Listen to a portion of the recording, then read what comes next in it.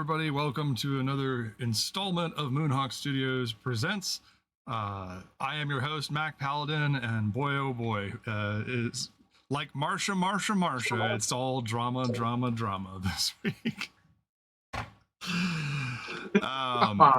On the upside, on tonight's show, we will be having Cameron Suey of Observable Radio joining us in the podcast.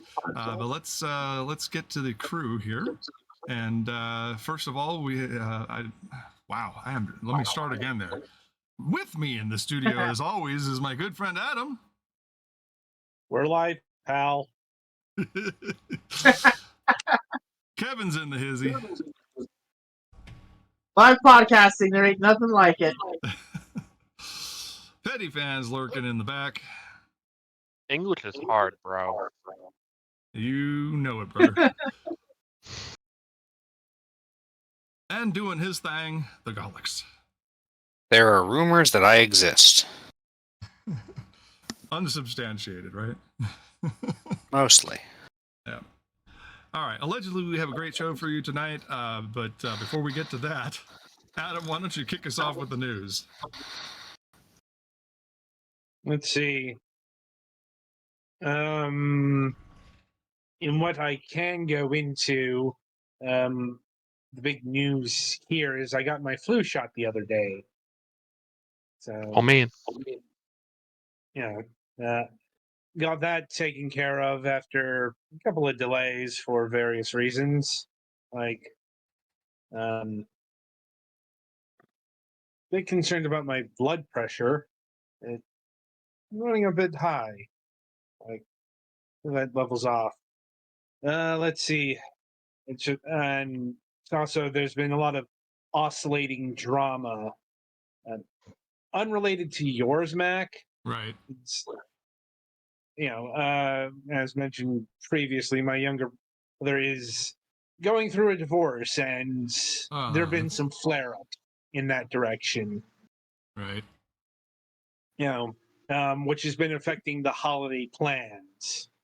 The latest there is they are back on for the moment, but that could change given the time of day, seemingly. Mm-hmm. And yeah, that's my news for the week. All right. Kevin, what do you got going on? Well, getting ready for the holiday window over here, and at the theater and at home, and really, other than that, nothing much going on around here. So, Petty, what you got? Well, the biggest thing over the break is I got a PlayStation 5. Woo! Over on the Fragments channel, myself and Elemental Ogre, formerly of this show as well, have been working on streaming it. Because he's wanted to play it, but doesn't want to get a PS5. I've also wanted to play it, and I have capture equipment, so nifty. So yeah, that's been going fine. Over the break, also, my mom and sister went to Texas to see my niece and our other sister, as well as her husband. And yeah, my sister came back sick, so if I end up not having a voice next week, you'll know why. But yeah, supposedly they had fun. They gave my niece the Nintendo Switch, so she now has, something to play video games with that isn't, her phone or, just her laptop she has from school. So that's kind of fun. And yeah, other than that, not a whole lot's been going on my end. All right. Alex, what do you got?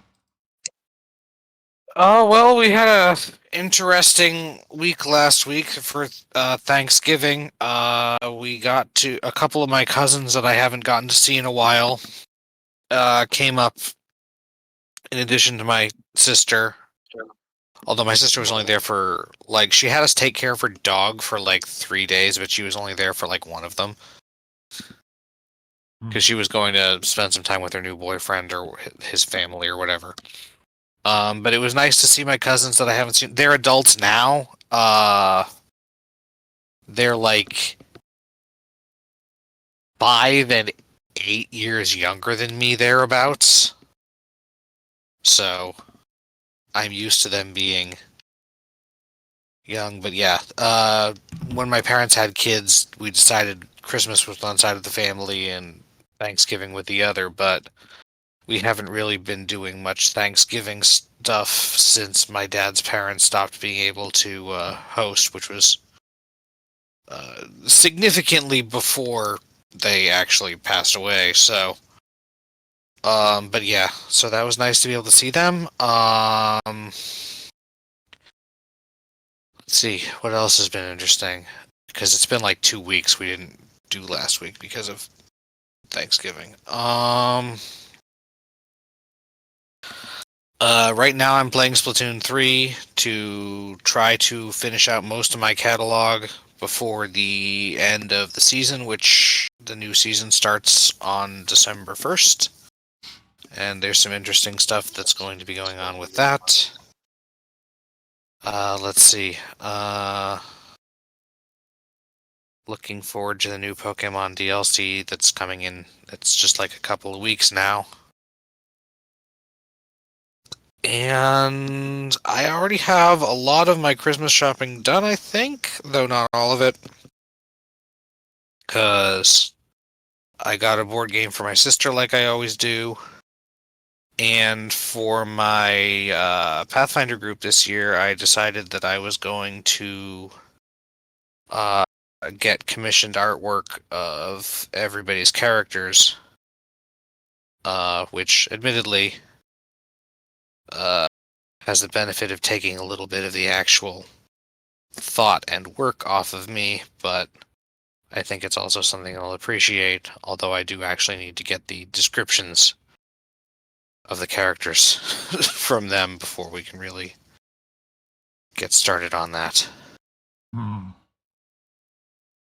I think that's about where I am. Addressing the elephant in the room.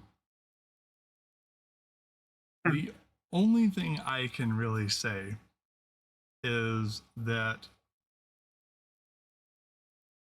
Varius and I will no longer be working together. That's really all I'm going to say about that directly. Because I am not going to put gasoline on this fire. Or under it, because that's how you get a chemical reaction out of gasoline. If you put it over the flame, it'll douse the flame because it's liquid, and it removes the oxygen. But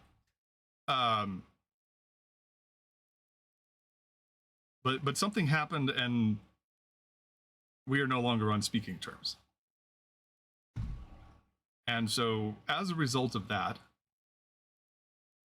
I have gone through and decided to make the only reasonable decision I could make, which was to make a clean break. That means elimination of VODs, of collaborative projects, animation works, most things with both of our names on it. Comics, that's a separate issue. That's something that was done and paid for long ago, and so we're going to keep that. And, there are royalties in place, and I am not going to stiff anybody on things that they are owed. Because I'm not that way. And the new me is also not vindictive. The new me is cautious and will only strike if provoked.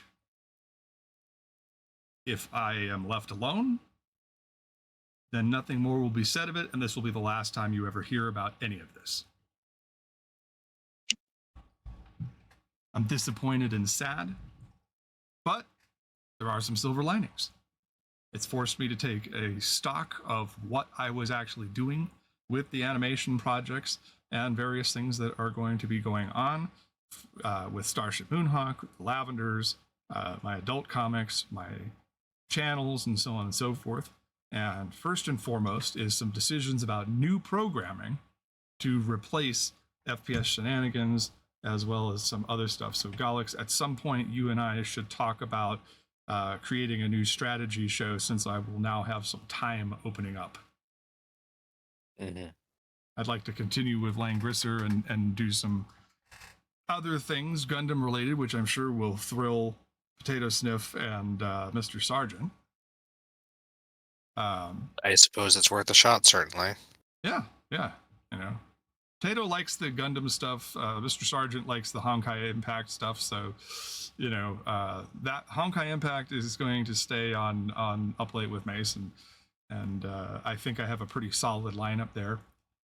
My goal is to do more TikTok lives, as well as starting a Not Safe for Work Picarto stream, so I can finally finish years worth of backlog on commissions that has been awaiting me. And I would also like to do a personalized art stream here on this channel for the new directions for the Lavenders and Starship Moonhawk. Now, I cannot emphasize this enough. Because of what happened, the only reasonable response is for me to start over again with the animations. Anything that has my artwork or Oshigan's artwork or something like that, where I did the majority of the heavy lifting, can stay. Like the pilot for Covert Ops and the movie Surrender, which was a collaborative effort with our good friend Kim Godwin. I feel that those projects were sufficiently polished to stay where they are, as a testament to the work that we actually completed. All of the incomplete stuff, it no longer brings me joy, so I've thrown it away. And tons of legacy stuff just got removed from my YouTube channel. I believe I deleted about 78 videos.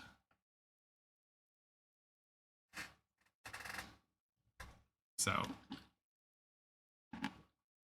like I said, this is unless I am provoked, this is the only mention of the negative fallout of this separation that I'm going to talk about.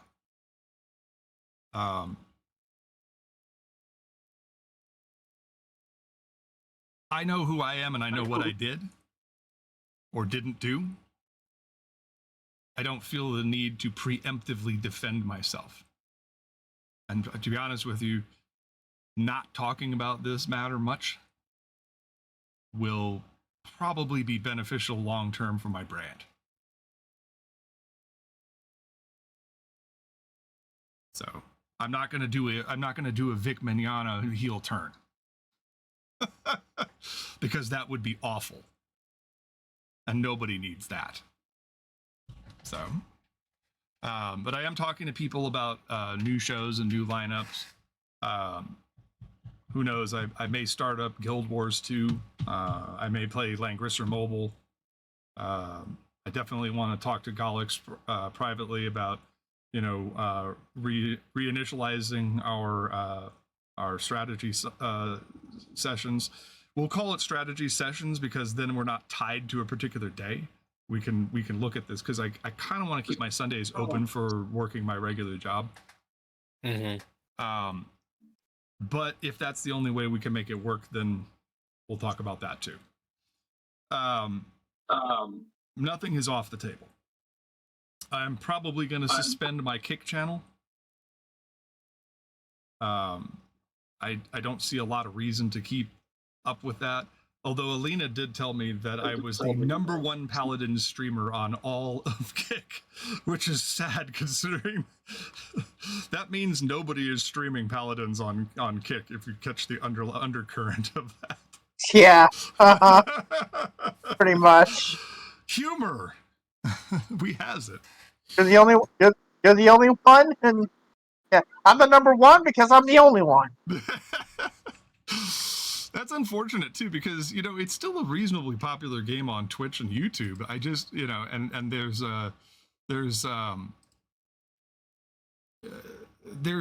events and sponsored stuff going on, so I don't know what happened there.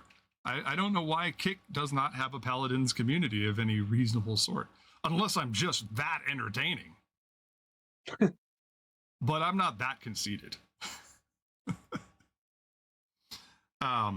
As pertains to the Lavenders, I'm talking to Blackwalker about revamping the artwork, and we're going to start over again with issue 0. Because I want to emphasize that is not for spite. That is because I took a reasonable assessment of copyright risk and possible acrimony, and decided I just didn't want to deal with either. I'm going to acquire new music. The theme song was something I crafted in Filmstro, so I don't have to worry about that. Starship Moonhawk has a full soundtrack that was provided to me by a good friend 20 years ago. And I'm still in touch with today. So aside from me hauling ass and drawing 300 new scenes all by my lonesome, there's no reason not to proceed with that as soon as humanly possible. But like I said, it was the only reasonable conclusion that I could draw, that in spite of the literal years worth of work that I have to put down and walk away from, it was the only conclusion I could come to keep the peace. So that's the big studio news. Starship Moonhawk is going to get the films that we had in progress are going to get a quasi reboot. The good news is 99% of the voice acting is all done. I will have to recast a couple of characters. Oh well. As you can see, it's just course of doing business as far as I'm concerned.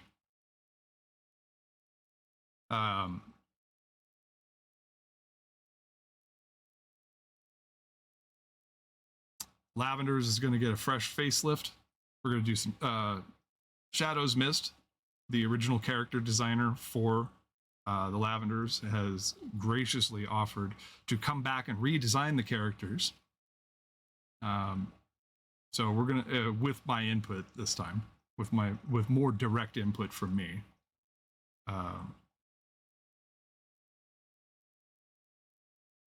So that way we restore the visual language to where it was going to go in the first place. And then I'm going to hand those character designs off to the artist Blackwalker, who worked on the comic for a while. And he's going to do character art, and I'm going to design backgrounds and do inking and coloring and see who else I can get involved in the project, and we'll just move forward. It's a shame, but like I said, it's the only smart thing to do, in my estimation. So yeah, and of course tonight I will be doing. I will finally be resuming Mary Skelter Nightmares on Up Late with Mace, and that will be at 11 p.m. Mountain Time. So we'll try to complete this show with some alacrity, so that way I don't get tired and decide not to do that again this week. Oh Lord. So with that in mind, I'd like to introduce our guest tonight. As I mentioned, we have Cameron Suey of Observable Radio on the podcast tonight. Cameron, welcome to the program. Hello, thanks y'all for having me. So I hear you're a found footage podcast. Tell us a little about what that is. So it's funny because a lot of people will sort of like raise their eye and be like, well, you can't be found footage if you're audio. But what that generally means is that I wanted to make a soundscape that seemed like it was found out of, or that it was created out of chunks of other broadcasts. I come from a video game background a lot of the time. In my day job, I come from a video game writing background. And one of my favorite things as a game player and also as a writer is the sort of things that you find on the edge of the world. If you explore and you find a document, those little sort of edge stories that aren't the main story, but sort of add up to something more.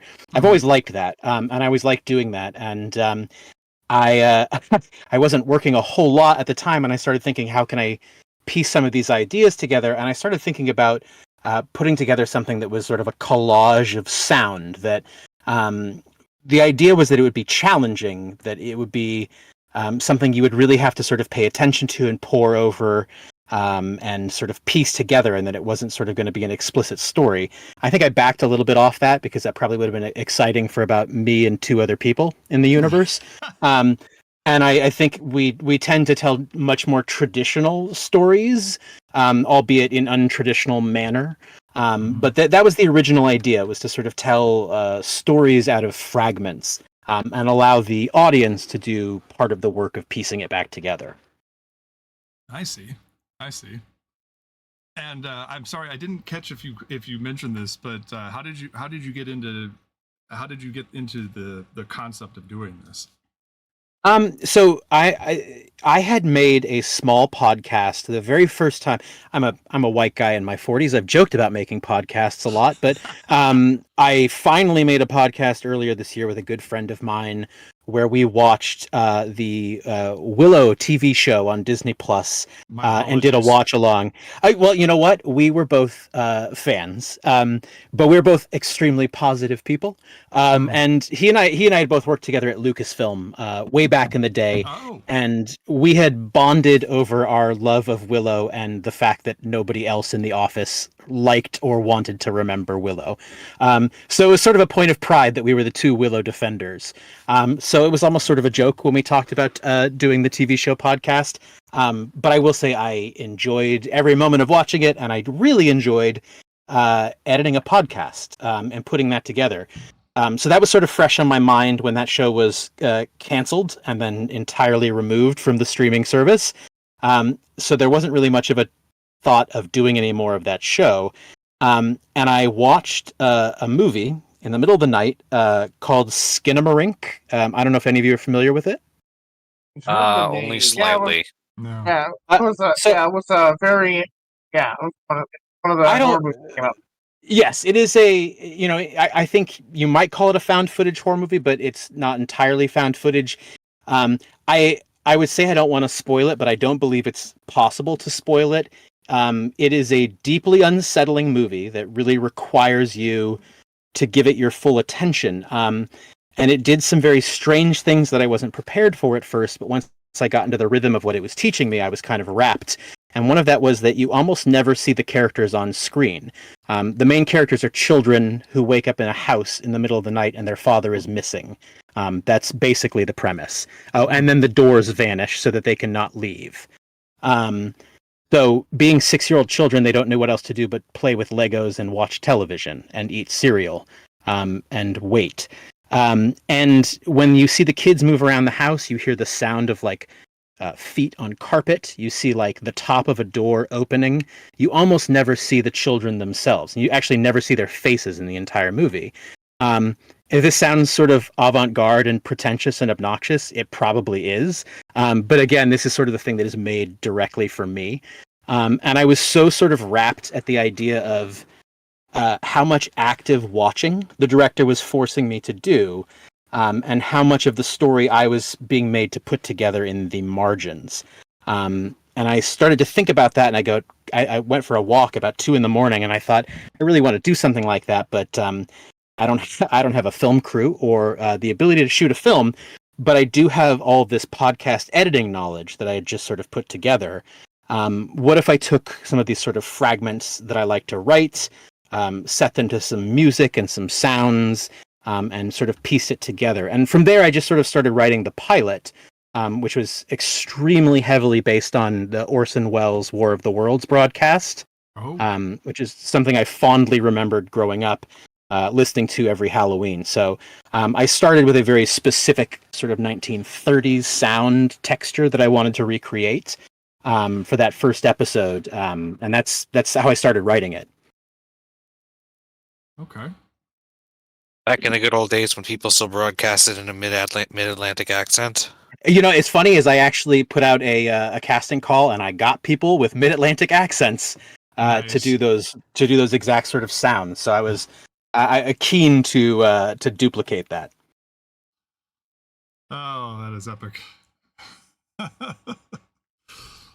All right. Well, turning our attention to brass tacks, I'm going to hand things over to Adam now for the moment because that is his wheelhouse. So, Adam, if you have a list of questions, now's the time. Yes, I suppose it is. So getting to the trying to how did we get from the Willow TV podcast to the found footage podcast? Because Yeah. that's quite a jump. Excellent question.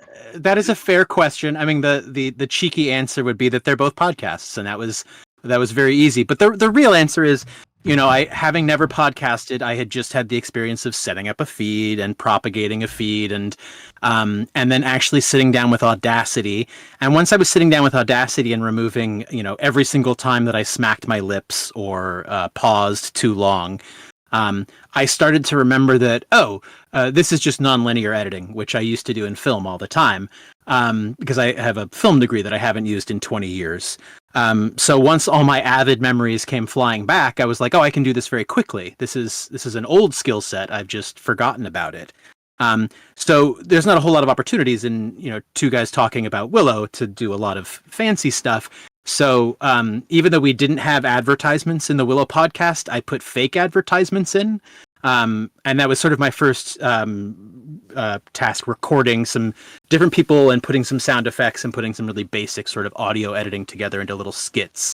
And I realized that I had more fun doing that than doing than talking about Willow. As much as I genuinely enjoyed it, I was much more interested in telling these little jokes in the margins, and being playful in that way. So once I stopped doing that, I felt an itch to get right back to doing it. And once I'd watched that horror movie, I thought, I can do this, but maybe not be funny and maybe be unsettling and upsetting instead. Actually, I have to ask, did you stop the Willow thing before or after they did the sequel and then removed it from streaming 2 months after it ended? We watched it live. We put out Okay. an episode 3 days after each episode. Yeah. So around the same time then. Yeah, exactly. Okay, no, I was just curious because they made that and then they kind of tried to get everyone to forget that they made that. Yeah, they memory hold it pretty good. There's a sizable fandom of Willow fans out there that still tag our podcasts, once a week or so in their campaigns to try to get Disney to redo it. And hell, I'll start podcasting again if they do it. But I don't know if that's a threat or a promise. I've never actually seen either the original of that, but it's always seemed interesting to me. I'm terrible at actually getting around to watching things. I have a specific website where you can still stream it. Oh yeah, I'm sure it can still be accessed. Yeah, you can. It's not that it's impossible to find. It's just that if it's no, but I'm just saying good quality. If it's creatura non grata for its creators, that kills any interest. I saw a really heartbreaking thing from Kristen Schaal, who was in another TV show on Disney Plus that was unceremoniously canceled and removed. And it was her saying, "Does anyone know how to get copies of this so I can show it to my children?" And eventually someone hooked her up with a link to the Pirate Bay or whatever. But imagine the creators not being able to have access to their own work. It's just insane to me. Well, I mean, look at at what least happened their work. At least their work came out. Yeah, more on unlike that. Batgirl. Yes, or the Wile E. Coyote movie that. That's back Yeah, on. well, that might still Really? that still might come out. Not Okay. necessarily officially yet, but it's being they shopped got around. such bad PR for it and started maybe getting slightly investigated for it Yeah. that they decided to actually, well, maybe it's not completely gone. If somebody else wants to buy it or pay for some of it, maybe we can still have that exist. See, and Paramount did the tack of instead of taking the tax credit and shelving it, of shopping their lost properties around. So Star Trek Prodigy will continue, thanks to Netflix. Which I don't understand why everybody was being coy about that. Netflix had the strongest relationship with that company previously, so I don't understand why it was a mystery. It's like, yeah, okay, Hulu's gonna buy it. They're not going to put Star Trek on Disney, you fucks. I think people would implode. I mean, already Amazon is a player, so They already maybe have Star Wars and the Orville. They can't have a monopoly on that. I think it's probably because of Amazon. There's that too. There are other players there, so. Yeah. Now you don't know for sure until it actually happens. That's true. That's fair. And that's the only other player that could have possibly bid on this, realistically. Right. Because Crackle ain't going to do it. Crackle. Chicken soup for the soul ain't touching this one. Anyway, moving on. I actually hadn't heard that Prodigy was picked back up. I'm completely out of the loop, so that's great news. Oh, yeah, about a month it's ago they coming announced. Christmas Day Oh, on beautiful. Netflix. Well, good for them. Yeah, season 2 was 90% done, and then the Hagman brothers got the notification that the rug was pulled from underneath them. Yeah, I have a friend who's a writer on it, or was on the first season, and I could always use more Jason Mantzoukas voiced characters in my life. I don't know. I think you guys just don't appreciate how brave Zaslav was to make the hard decision to Go fuck yourself. cancel all those. This is like a new thing I was just seeing going around on It's Twitter. courageous.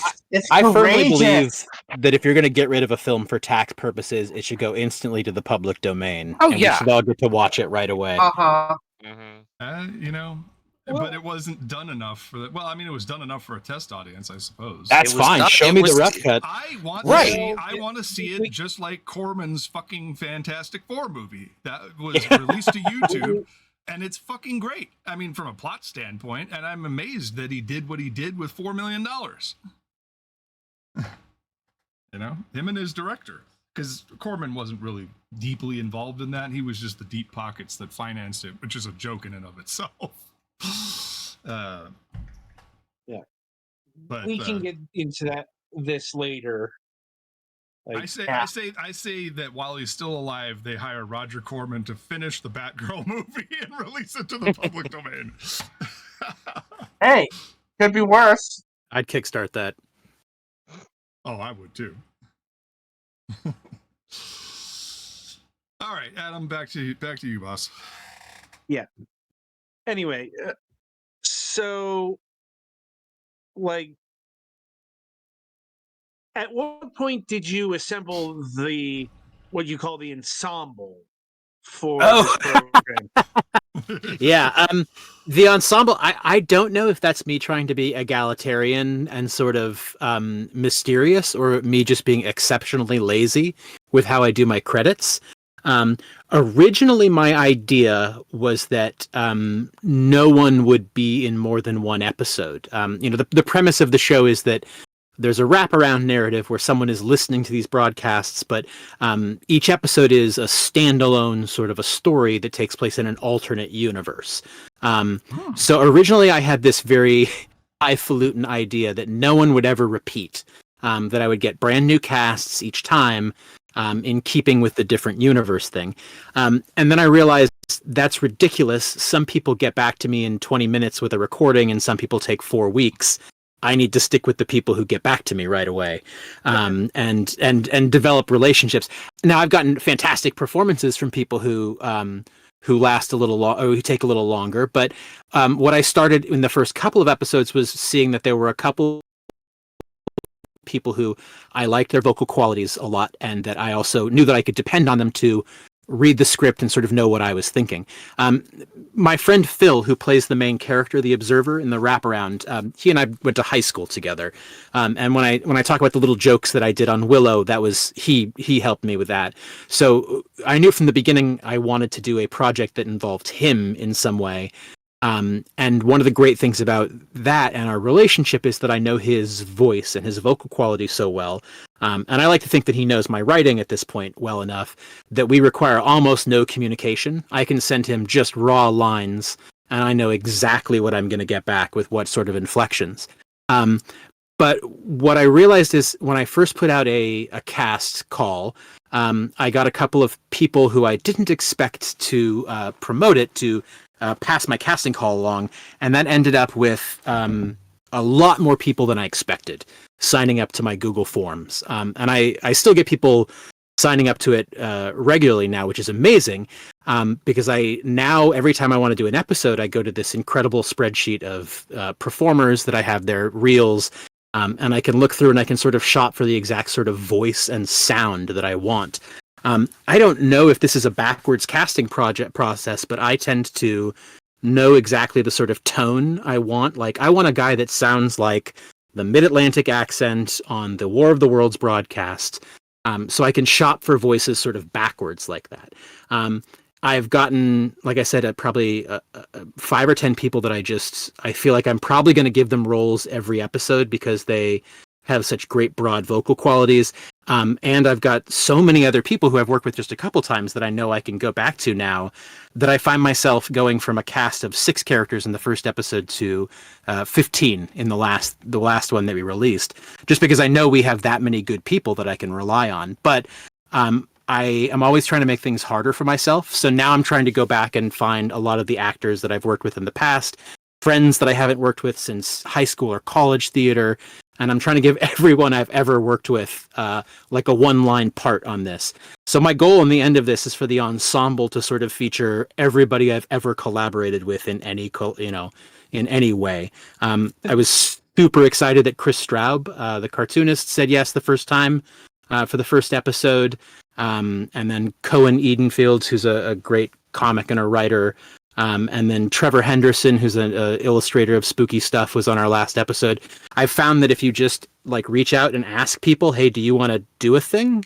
A lot of people just say, yes, I do want to do a thing. And that was kind of amazing. So I'm going to keep doing that, and I'm just going to sort of keep poking people I'd love to work with. And then keep, I think the next episode has about 20 voices in it. So I'm going to keep ballooning the amount of people that are on that ensemble until it crashes the website. Well, you seem to be on track to be doing that. Yeah, it's I think about 30 or 40 people at this point. Yeah, it's nutty. And so, how does the process of creating the episode go? Like, do you do all the writing? Yeah, this is like, I love collaborative art, right? I've worked in studios and game stuffs, and I love taking feedback and iterating with other people. I think that's a really wonderful community-based process. I also love to be a dictator, and I don't often get to be a totalitarian. So one of the things from the beginning was that I was like, I'm going to invite a couple of people who I trust to talk with me about this, and I'll bounce stuff off them, but I'm going to be the totalitarian about this. Like, I will listen to everybody's advice, but it's up to me. And what comes with that is, I do all the writing, but I also do all the editing, the casting. I find all the sound effects. I do all the sound design. And my friend Phil, who's the actor, he and I talk a lot about story development, and he's got a really keen sense of what an actor needs out of scripts. And then I have another friend who I also work with very closely. They're just a fantastic sounding board for ideas. So they and I have sort of been workshopping ideas, but ultimately I come up with the initial ideas, and then I go into a room, aka my office, and write those scripts, and then I come back to that small group of 4 or 5 people, and I go, does this make sense? And a lot of times they might say no, and I say I don't care. That's what I want. I want it not to make sense. But usually they have very savvy advice. So that sort of small group of people is integral, but ultimately I get the final say in everything, which feels very nice and also horrifying at the same time because I have no one else to blame. Welcome to my world.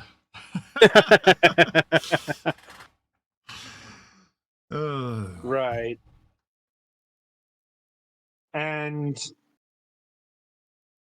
in terms of creating a spooky podcast, Yeah. how difficult is that? To try and generate a sense of horror or terror within the audience, just using sound and voice. Yeah, I mean the first question I have is I don't know if I've accomplished that yet, so I don't even know if I can answer that. But I think from a film perspective, which is where I came from in my college days, I always would get furious because I'm a horror film fanatic. Not furious, but I would get irritated with people who were like, "Well, horror is easy. You just have to yell loudly and spook people, or horror is dumb. Like you can just." And, I think that's true of 90% of any genre, if you look at it, is going to be dumb and easy. But I truly think that there is artistry to being frightening and being unsettling. There's a lot of great literature that I'm going to sort of gloss over horribly about the difference between, fear or rather dread and terror and, outright shock and suspense. And I think there's real diminishing returns to the sort of jump scare and like sudden sounds. And I think especially in audio, that was never something that I wanted to even touch because it's upsetting to sort of thrust loud, sudden sounds on your audience like that. But that sense of dread and that sense of unease, that is something that I wanted to really try to do. And so one of the things that I was sort of keenly aware of is that audio dramas that have more traditional scripting, a lot of times, I get so caught up in like the acting or the writing that I lose the immersion. And I wanted to stick with something that sounded like you turned on the radio and it came on. So I wanted, I wanted actors to leave sort of stutters and skips and that sort of stuff in it. And I wanted to sort of to sound very different.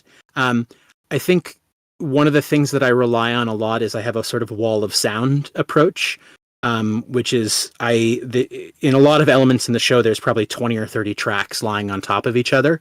And some of them are just sounds that are there to make you feel bad. There's a lot of like low frequency sounds, a lot of sort of unsettling whispers and that sort of stuff. And I wanted to create this sort of overwhelming atmosphere that you were almost listening to too much at once.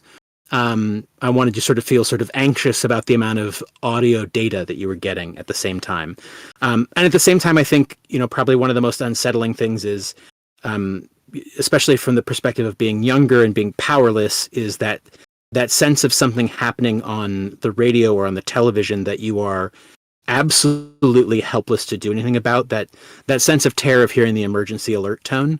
I don't want to overuse that because I don't want people to feel like there's actually emergencies, but like that really unsettling sense of this is a medium that you can trust and it's telling you that something is very, very wrong. I did want to abuse that a little bit. So those are the sort of key things that I was thinking about when I was making it sound scary, is I wanted to prioritize sort of dread, unsettling, and that sort of thing, and never to rely on surprise or shock or even gore, because I don't even know how that would translate into audio. As I say that, I'm sure there's probably lots of podcasts that have done it very well. I'm just unaware of them, but I wouldn't have the courage or the self-confidence to do that. What I can do is gotta hire some Foley specialists who are really good at squelch. Right. Yeah. My wet sound effects from my library are pretty limited, so I don't have a lot of stuff to work with there. But so I'm definitely aware of my not my drawbacks, but my weaknesses and what I can do right now, and trying to play towards the direct opposite of those. The limitations. Yeah, exactly. Right. Excuse me. And has this approach changed any over the course of? Well, I mean, there are 4 released episodes, but Yeah. I think I'm gonna admit something sort of frightening, which is that I'm building the tracks of this train as we go. Like I just finished the last episode a couple days before we released it. And I haven't sent out the scripts for the holiday episode yet. So like a lot of this is sort of done. Oh shit, now it's this step. Oh god, now we have to do this if we're going to make it again. So a lot of our process has not changed at all since the first episode. And part of that was that I spent sort of 6 months, staring in a mirror and crying and thinking, oh god, is this possible? And thinking about the shape of what that first script looked like. And then when it all snapped together, I was like, oh yeah, this is like a math formula. I get this. It was something I could sort of reproduce structurally quicker and quicker each time. From the editing of the pieces and from, I have to build less and less. I don't have to go searching for, 1970s AM static anymore. I've got a library of that all set at this point. well, I mean, that's good. Yeah. But it sounds like at least a few things have been streamlined. Yeah, it's definitely like a learning process as we go. And instead of recouping some time and effort as we get more efficient, we are making things a little bit more ambitious. So that's how we're doing is we're expanding to fill those gaps with, well, what if we did something a little bit weirder next time? I mean, it's an idea that could have some merit. Yeah.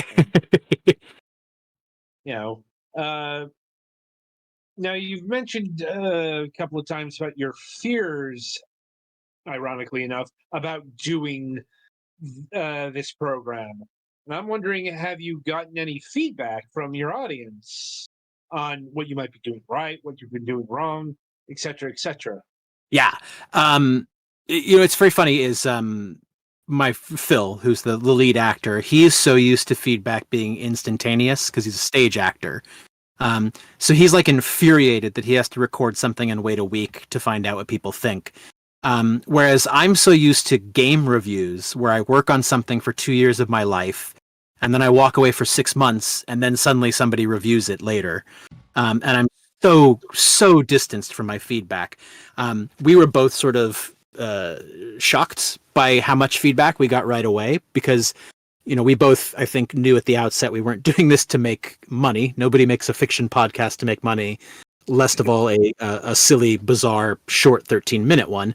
And so we were shocked that we got anybody listening to it right away.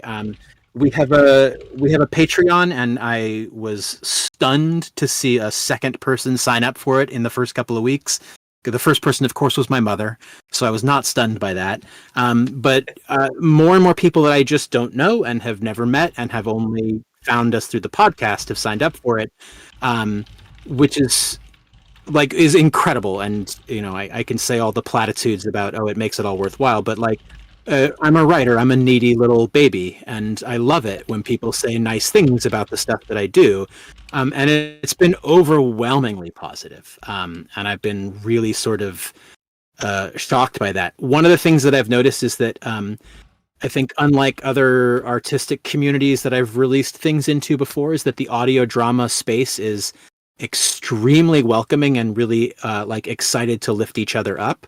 So I think a lot of my initial audience was other people who make audio dramas, and some of them were audio dramas I'd heard of, and that's sort of when you're a writer, I think getting feedback from other writers is the best kind of feedback. But yeah, we get like I said, I'm needy, and I sit on Twitter after we release an episode, and I refresh and I look at what we get.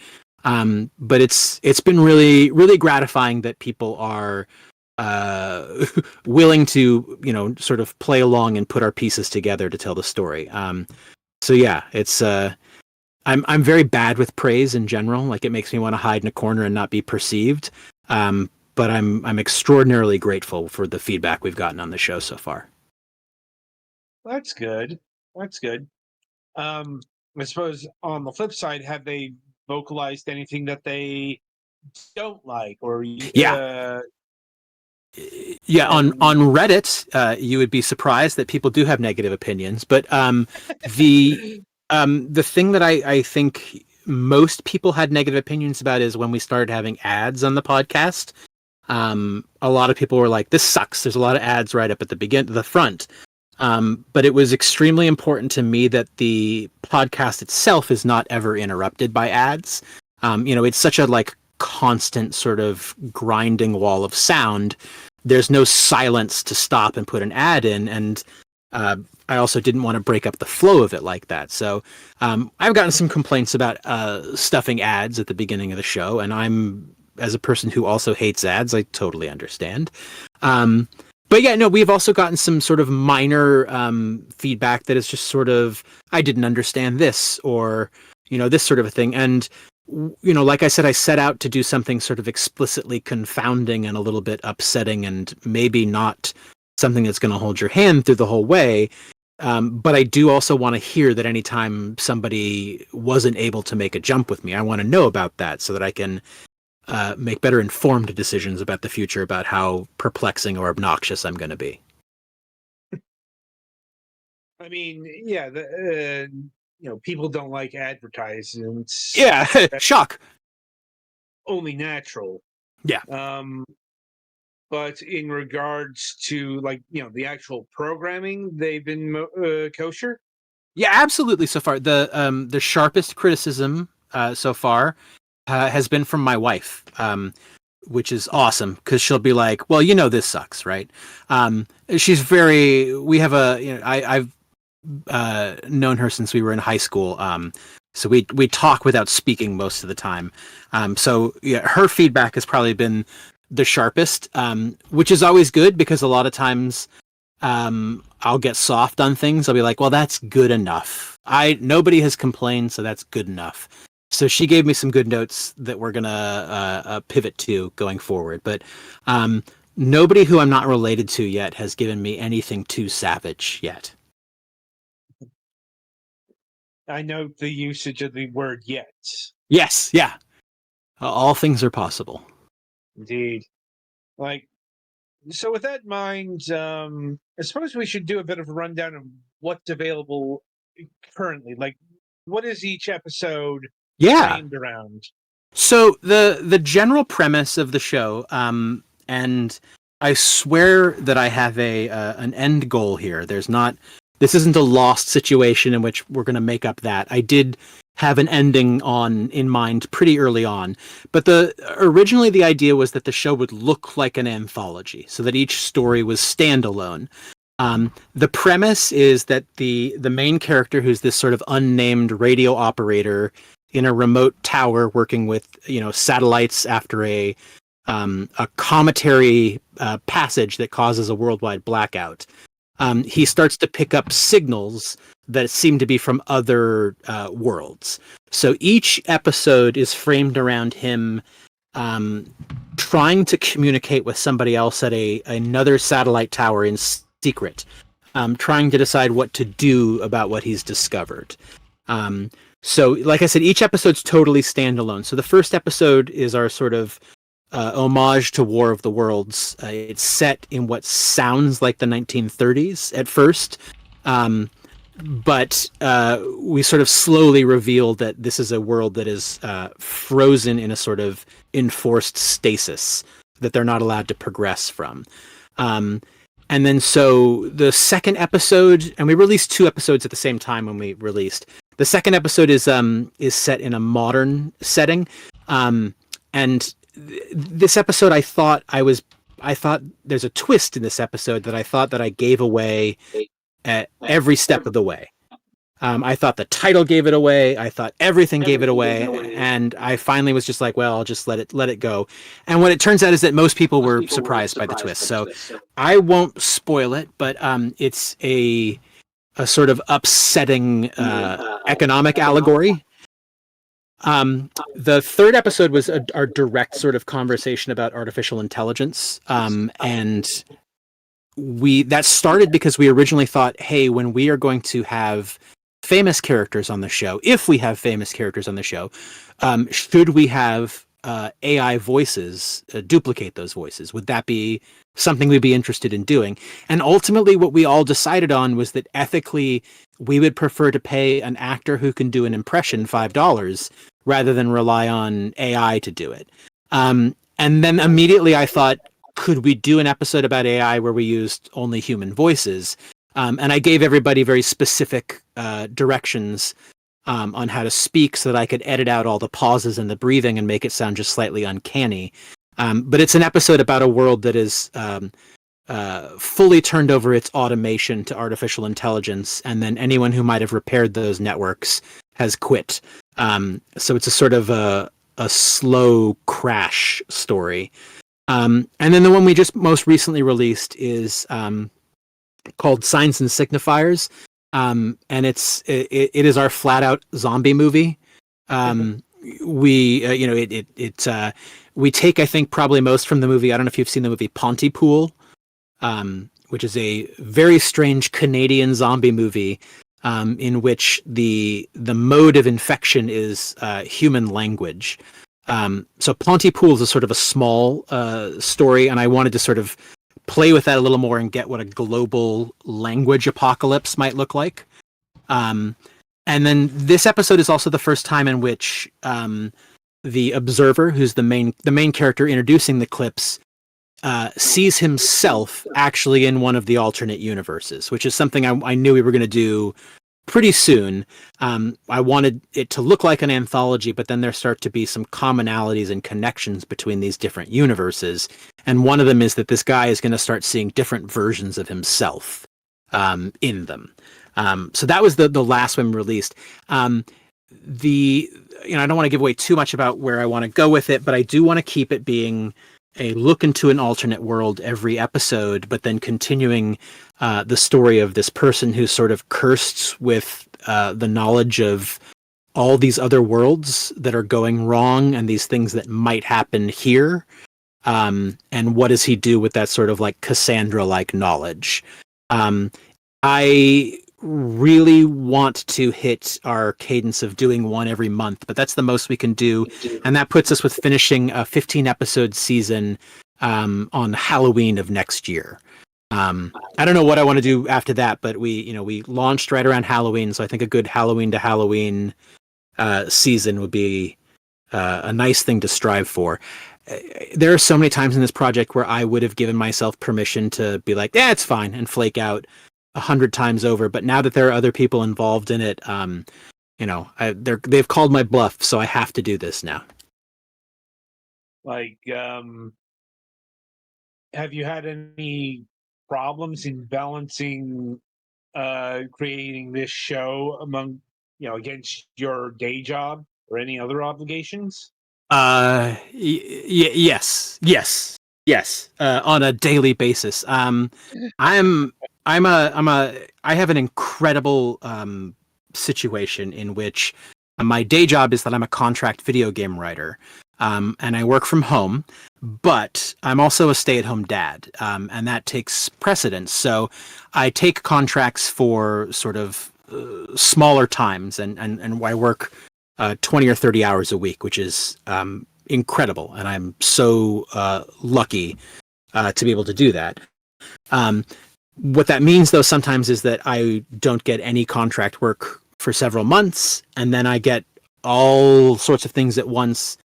And I should say no to some of them, but I don't know how to say no. And I especially don't know how to say no to something that sounds like fun. So at the same time I'm doing Observable Radio right now, I'm in the middle of 3 video game projects.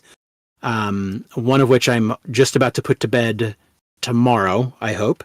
And the other 2 are going to be long-term projects, but I always have to balance around them. As the show has come out and I'm able to talk about it with people, I've actually started to schedule some of my contracts with where I don't work 1 week a month, just so I can buy some extra time to make sure I edit and get everything out. But it's still I'm just barely making enough time to sleep at this time. And then we had a family emergency in the middle of November, and just one day lost to some phone calls, took me out and got me knocked off the rails pretty hard. So it's difficult. I have managed to do it thus far, and I hope to continue to do it, but it's a tightrope. Sounds like it. And I suppose my final question in regards to Observable Radio is, you mentioned a 15 episode season. Now, are you just looking to do the one season of this program, or would you like to do like multiple seasons? I think originally and this is way back. Originally, I had an ending in mind that was a cliffhanger. And then from that cliffhanger, I was going to think, well, I have an idea for a second season that has a slightly different format. And then I got mad at myself and I thought, nobody likes unresolved cliffhangers, dummy. So I really want to sort of cleanly resolve this story. But the idea of fake media that's being presented as something else is really exciting. So I think I have a couple ideas for sort of follow-up podcasts that would sort of exist in the same world under the same banner. But one of them that I would like to do would be a very like NPR style fake audio documentary, and do like several hour long episodes. But I think that would require that I up my production game just a little bit. But that right now is sort of my concept for what a second season would look like. But I think less than a second season, I would just like to sort of do other projects under the same banner, with the sort of same ethos and the same sort of aesthetic. But I definitely am going to give myself a couple of months off after next Halloween if I make it.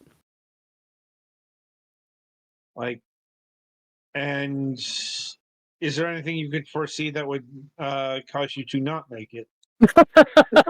I have a broad imagination, and if you have, we could spend the next hour thinking of the ways I know that I could fall off this track.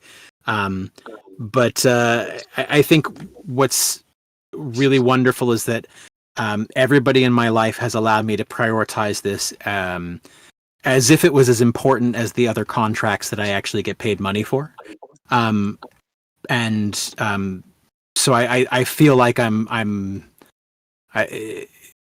there's nothing I can do. I'm doing everything I can do to make sure that this happens. It's going to be acts of God or other outside forces if it gets knocked off the rails at this point. Good to hear. I hope it's true. Yeah. Well, I mean, good luck to you, I suppose. Thank you. Right. So I think I'm done with my gamma questions. Anyone else got anything further? I'm good. I think we covered quite a lot of ground there, and I think that as things develop on your channel, we'll need to have you back at some point. I would really like that. Thank you. Yeah, I would love to talk about what the hell I was thinking when I get to the end of this. Yeah, there are also some people that I follow who might be interested in your podcast. So, well, and and we got to talk about your associations with Lucasfilm and other things like that at some point. Oh yeah, absolutely. I think all of my NDAs have officially expired. So there you go. See, now you can spill the non-controversial tea. Yeah, exactly. I know a few people from the LucasArts days, but that's neither here nor there. You should let me know who they are, because I forget names a lot, but that was back when I used to remember things.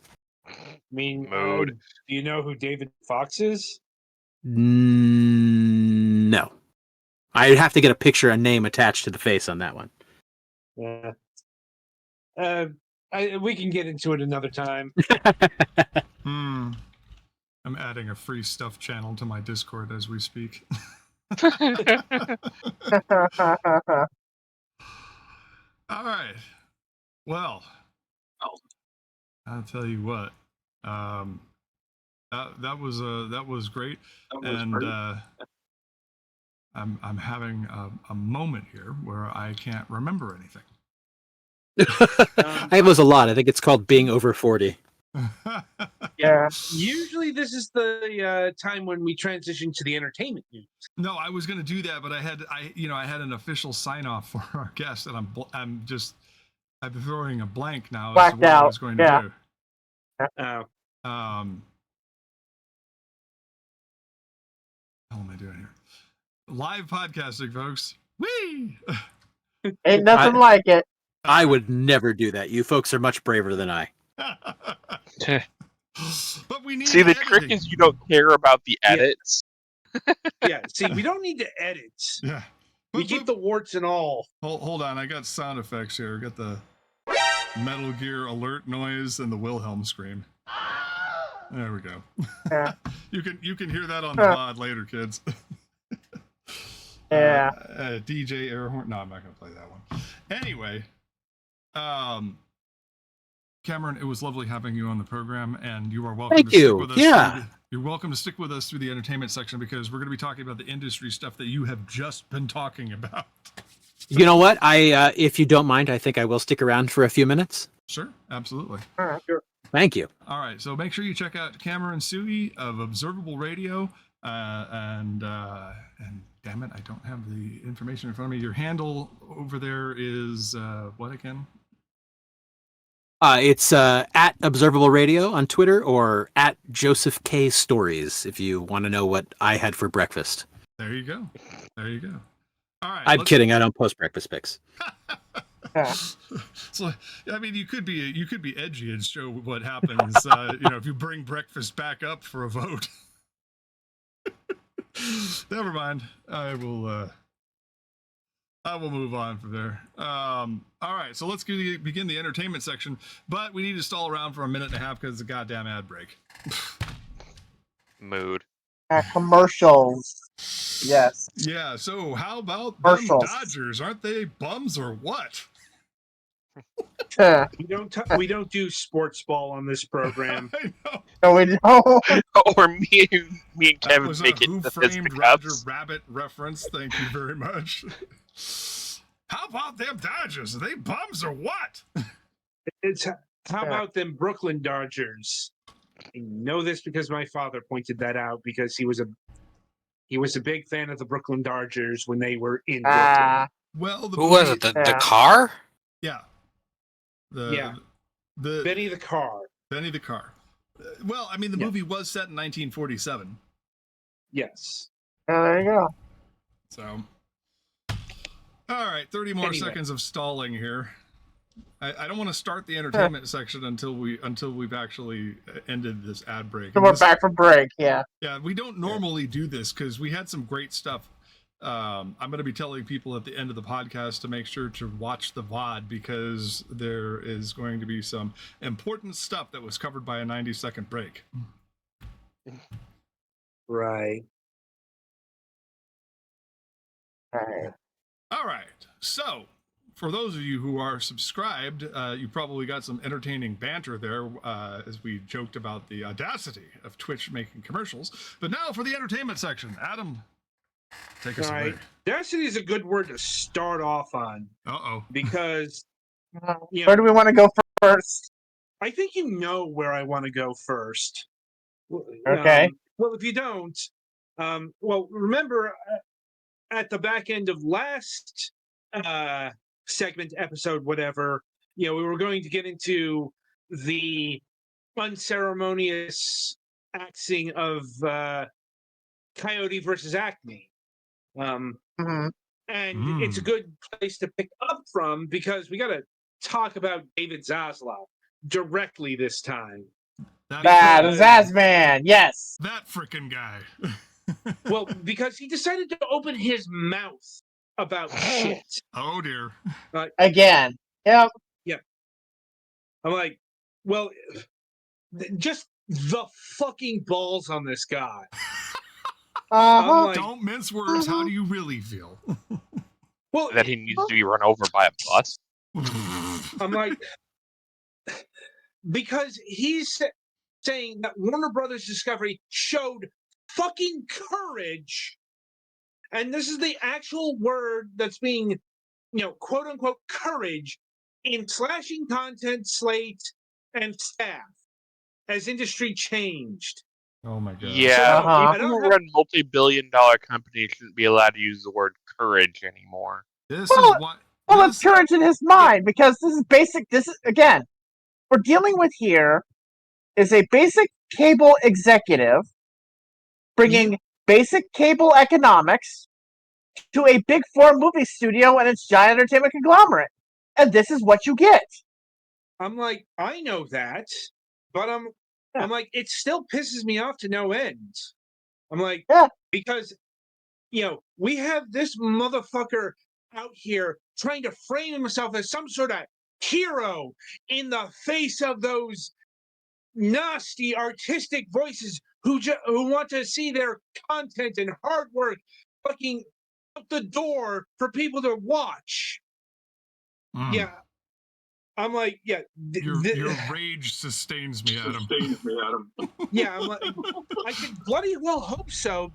I know I'm not the only one who's pissed off about this. Not the least of which is, all of the creative people that have been screwed over by his decisions. Yeah. Yeah. And more will continue to because this is going to go on and on and on. Well, it's also because he is such an anti-art oaf who literally cannot see the value in the fucking Looney Tunes. Like unless screamed at. Like it defies business sense. Yeah. Because now, to be fair on the Looney Tunes, this Warner Brothers and the Looney Tunes in the last 50 years have not had really a solid, stable relationship. It's always been off and on. So this isn't necessarily a new They're development. not really they're not really blockbusters. That's the thing. They're Maybe cultural so, touchstones, but no one's going to go and watch a big budget. I mean, maybe, who knows? Maybe Coyote versus Acme will. But traditionally, the storytelling format of Looney Tunes is less conducive to blockbuster type stuff. On the other hand, Warner Brothers went through the concentrated effort to get back all of the rights that they were separated from due to dumbass executive decisions that only wrapped up in the year 2000, by the way. In the year 2000. Yep. Yeah. And then they said, mine, nobody else, for a good couple of decades, which has only been very recently unwound thanks to MeTV, I believe. Like, yes. Yeah, that's right. That's the network.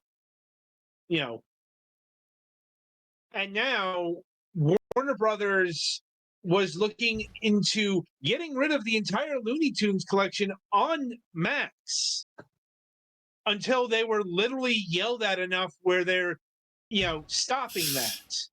Because there's no rights issues here. Not anymore. That, like I said, Warner Brothers managed to gobble up all the rights, because the history of the rights and Looney Tunes is a very long-winded subject. Go watch the Knickknacks video on it. Quite frankly, but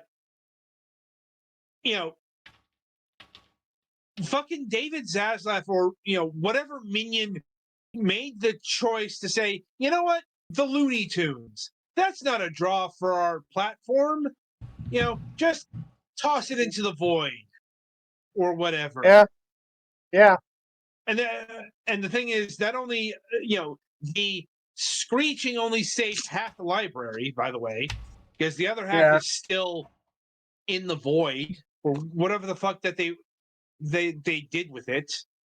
And say what you will about Disney, they would never treat their back catalog like this. In fact, the problem with Disney, the problem with Disney has kind of been on the other end of the spectrum, Although, that they revere their back catalog to the point where they gotta lock it up in the vaults every few years, to well, keep the value. I'm pretty Well, sure let's just somebody make sure tried to that do this Bob's to the mouse himself. Disney himself would come out of the grave and beat the shit out of him. well, let's just make sure that we don't give Bob Iger any ideas.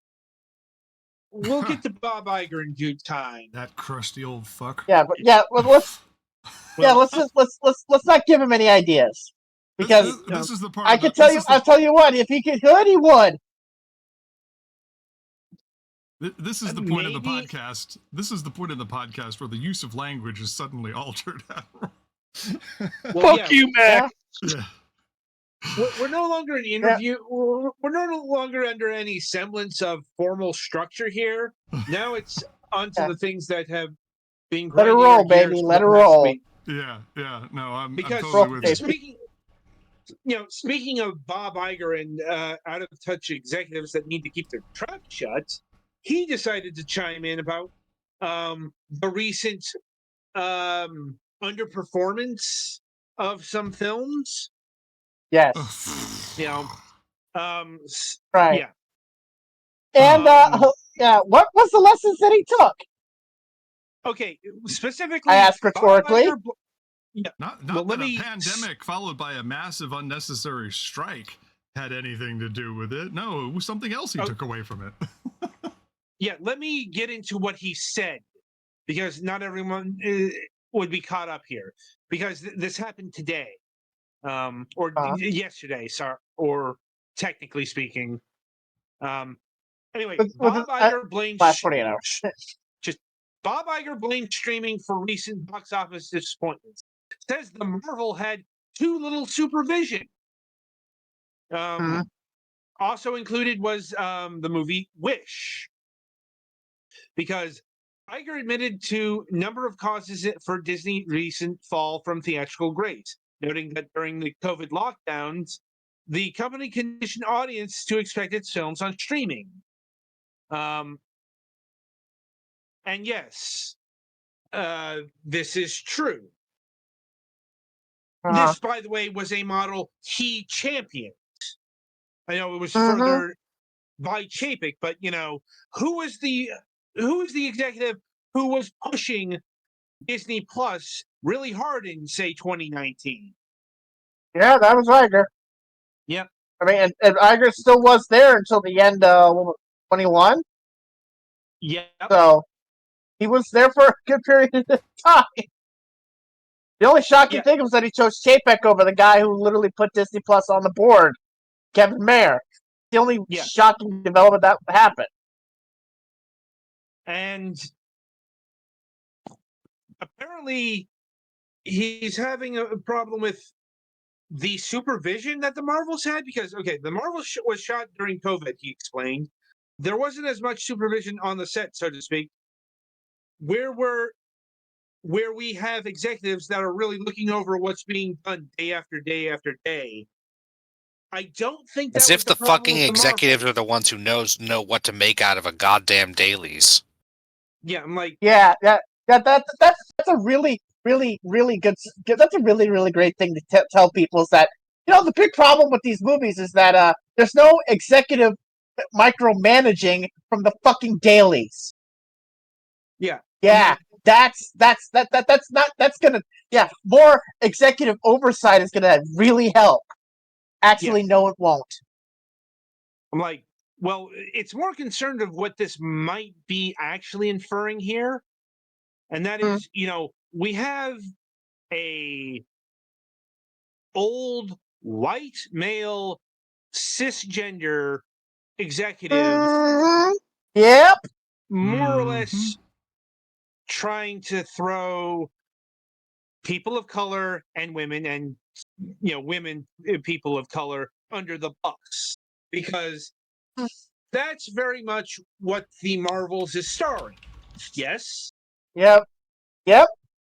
I don't actually remember who the actual creative staff on that movie was, aside from the three main actresses.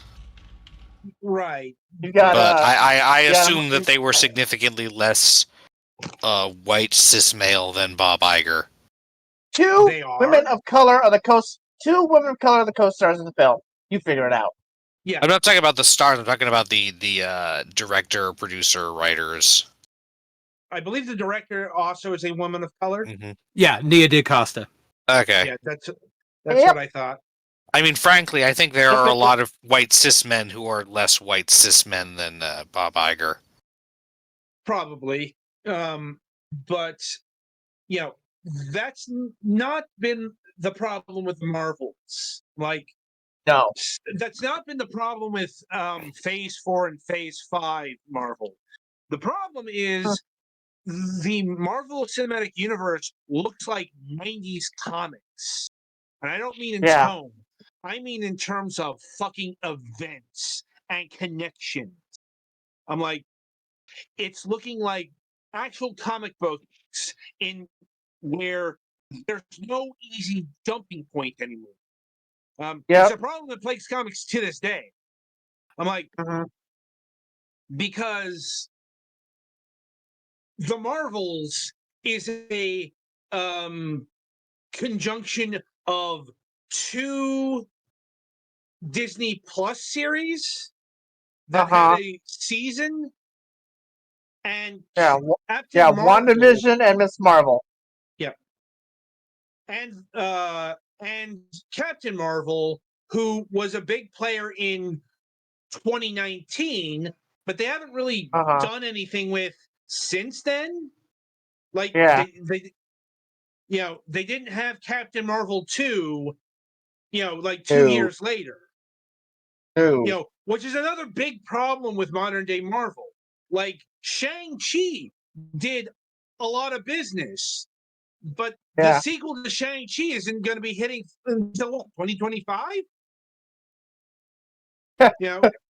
Who knows now? When you go back to earlier in the MCU, you had Iron Man 2 out every 2 years or something like that. Yeah. The problem is that with those first couple of phases, you had a legit creative plan in place, and it was streamlined, natural through multiple movies that eventually build up to the final, pun intended, end game of each individual then after phase. Endgame, they just kind of started throwing literally everything at the wall to see what would stick. Right, it was basically after Endgame. It's like, okay, what next? Let's go, Ant-Man next. What?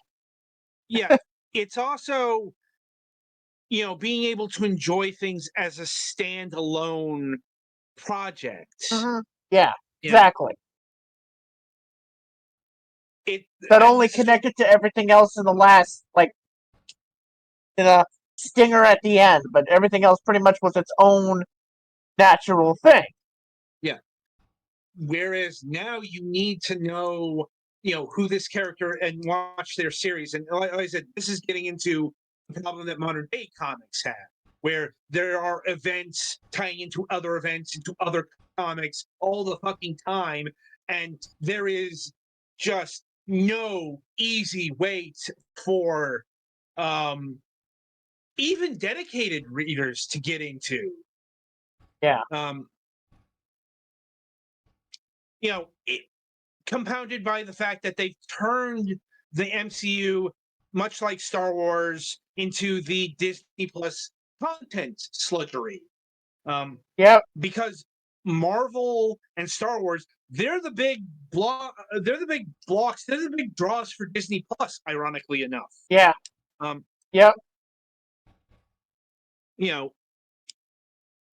the other side of things, like Disney and especially the actors haven't been able to promote anything until very, very recently because, we've been covering the strike. Yeah. Also, I'm wondering if things are being thrown under the bus prematurely. Maybe not so much with a Marvel movie, but with Wish, which is being thrown under the bus right now. I'm reminded of what happened with Elemental. Elemental, yes. And also, the cinema score is A-, which is not a failing grade. And this definitely is a movie that could potentially take full advantage of the Christmas window here. Because there's not really a kids movie coming out this month and which eventually is going to be the only game in town once Trolls eventually leaves the scene.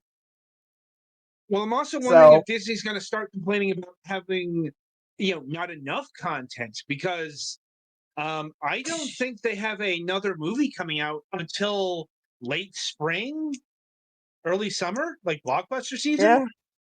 Yeah. Even so, like they have scaled back on their theatrical releases, even from like 20th Century Films. We'll see how that works out for them. Anyway, so I suppose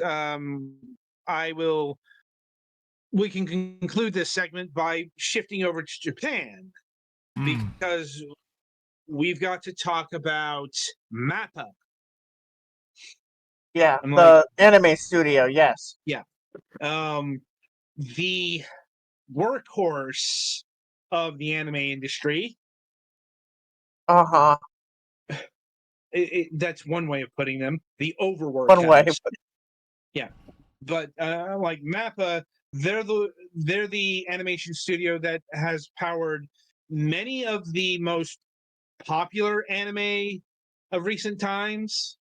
Like they're the, just some of their credits. They're the ones who are doing Jujutsu Kaisen, Chainsaw Man, the later season, the latter seasons of Attack on Titan, Hell's Paradise, Vinland Saga, Yuri on Ice. That was a while ago. That's almost 10 years old. Yeah, but that's still MAPPA. Yeah. I'm just saying that's right. But that was a while ago. But it's still. Yeah, that's nothing recent. Right, but that's just one of their credits. But yeah, they've gotten a lot. Yeah, but you'll note that there's a lot of credits here, and it's like they're working on at least one project a season. Yeah, and I don't know how closely people here in the audience have been following the anime industry, but it's a very brutal industry. Very, it's a meat grinder, for lack of a better term. But MAPPA is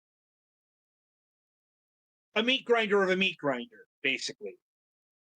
To the point where, like, they're doing some very unusual practices within the anime industry, from what I understand.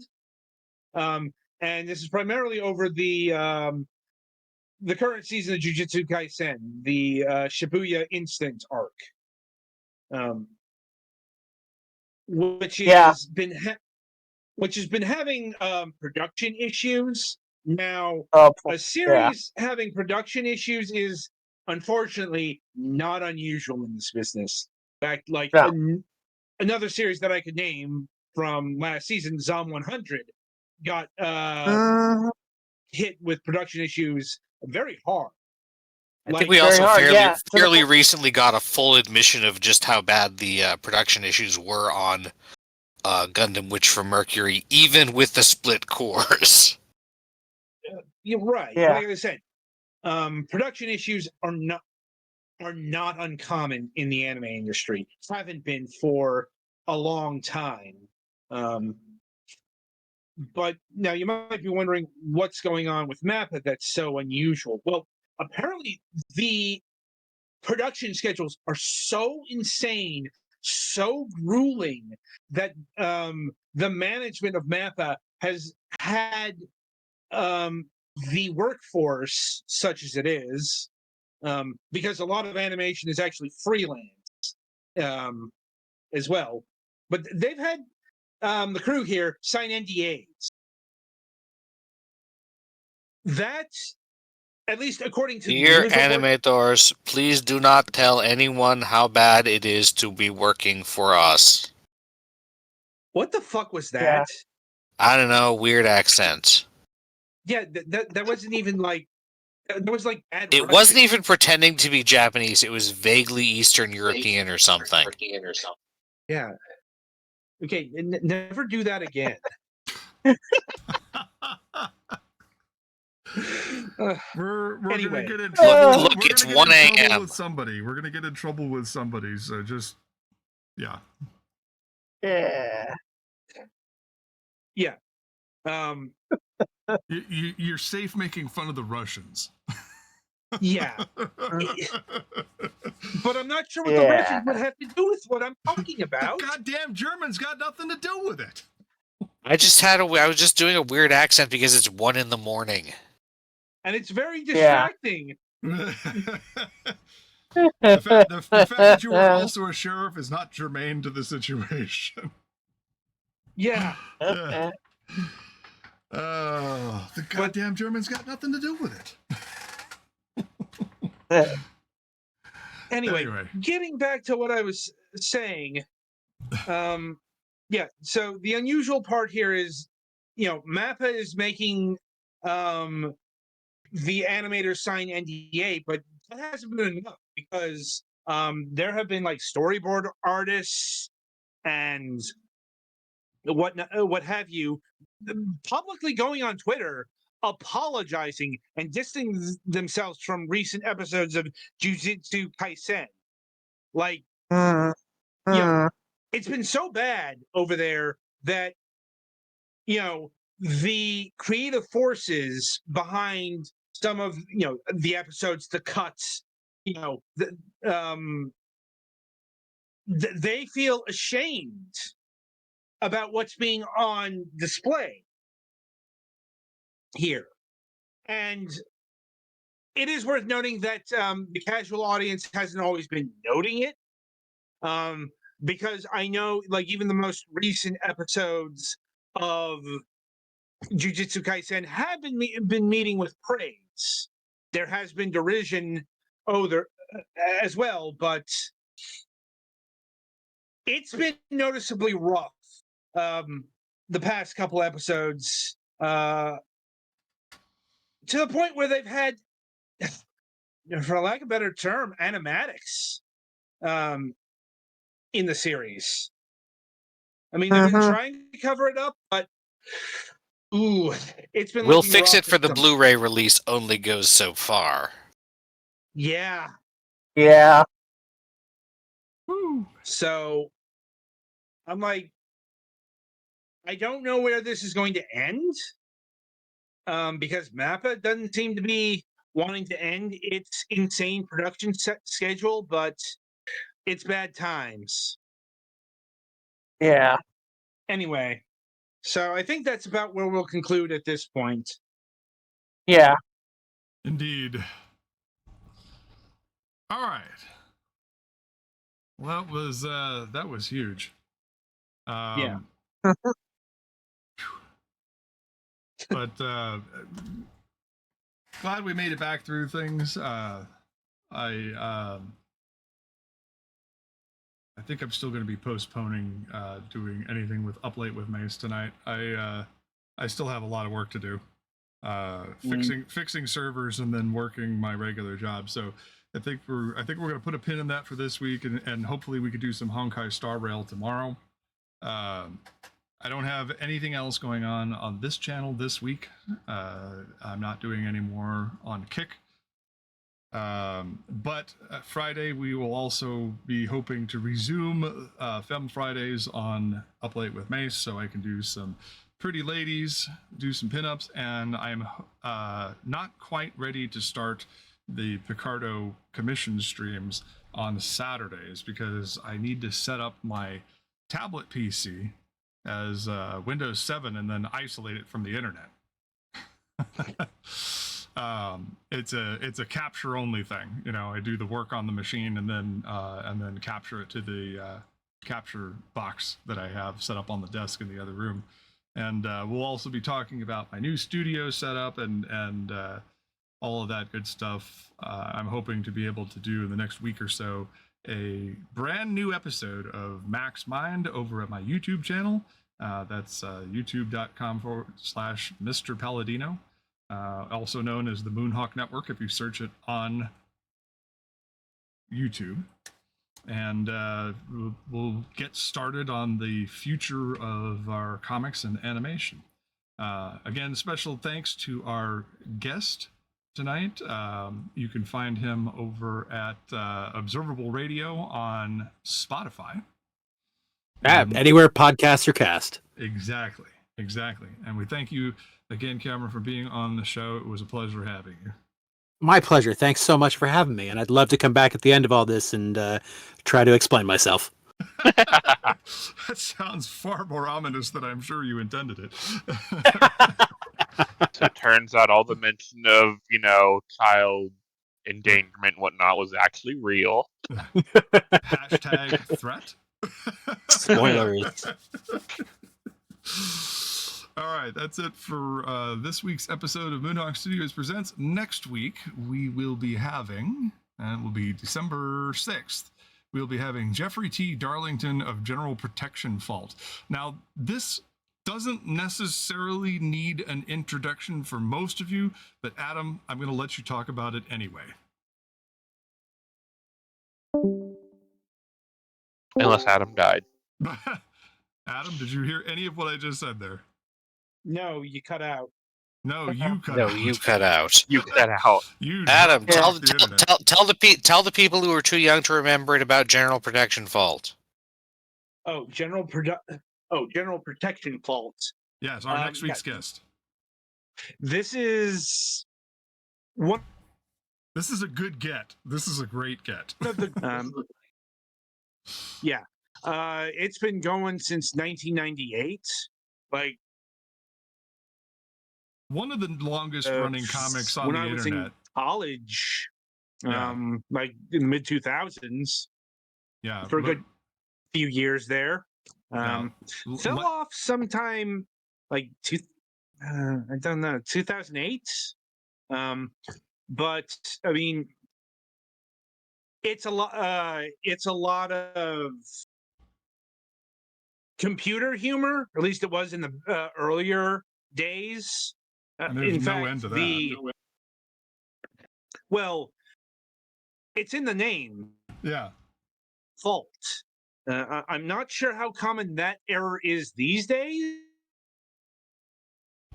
Not so much. I Like think it in the was. 90s? I think it's from Um, DOS. If you saw that on your computer, you are fucked. The screaming starts. That's a good way of immediately, putting it. will not stop. But yeah, this is I this is do a 20. remember, This is one of the I grandfather got into webcomics. the webcomic when it got serious and serialized, when it started having arcs.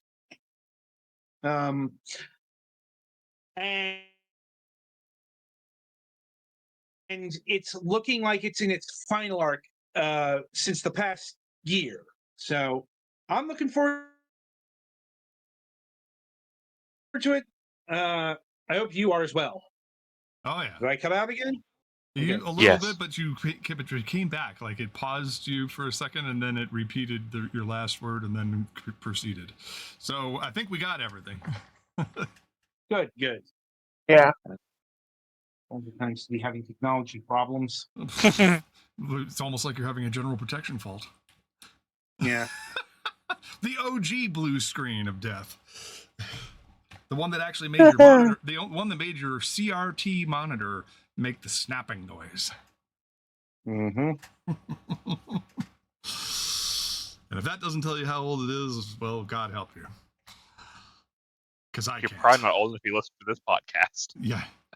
It's like if you might be too young for this podcast, yes. All right, guys, great show, and we'll see everyone next week. I thank you all for being here and making it through my stumbles as I'm, just trying to get sleep and do work. But we'll see you all same bat time, same bat channel. Until then, I am your host, Mac Paladin. Thanks for watching. Stay safe out there, kids.